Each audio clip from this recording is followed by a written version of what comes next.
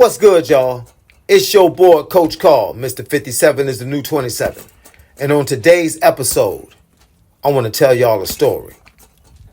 This story comes from the book of Exodus, chapters 3 and 4. And it reads that Moses is shepherding sheep for his father-in-law when he has a divine encounter with God. The Lord tells Moses that he was going down to Egypt to deliver his people out of slavery and bring them into the land that he had promised Abraham, Isaac, and Jacob. After telling Moses this, God then invites Moses to go with him as a spokesperson before the Egyptians in Israel. But instead of jumping up at the chance to do God's work, Moses comes up with a bunch of reasons as to why he felt he wasn't qualified for this particular type of work. After showing much patience, God finally gets angry and tells Moses that he has and will continue to enable him to overcome all of his concerns. In the final analysis, Moses did not have a legitimate reason to not obey God.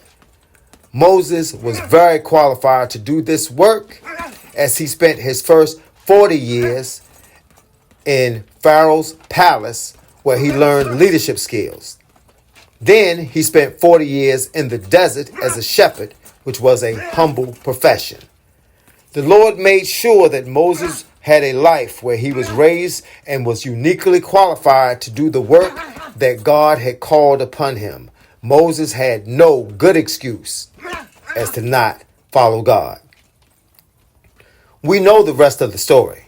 Moses obeyed God and goes to be the greatest leader and prophet in the Old Testament. The same holds true for us. God created us for good works. Everything we have and have experienced is designed to qualify us to serve God in a unique way. When we receive eternal life, we also receive at least one spiritual gift that will help us with our unique experiences and effectively help us to serve and glorify God. So stop making excuses. The fact is, the most miserable person in this life is the one who knows that he has been called by God to serve him and yet refuses to do so. Instead, try to run from God. Think of the privileges that you have, that you can work to glorify God's name and bring people into his kingdom. Your arms are too short to box with God.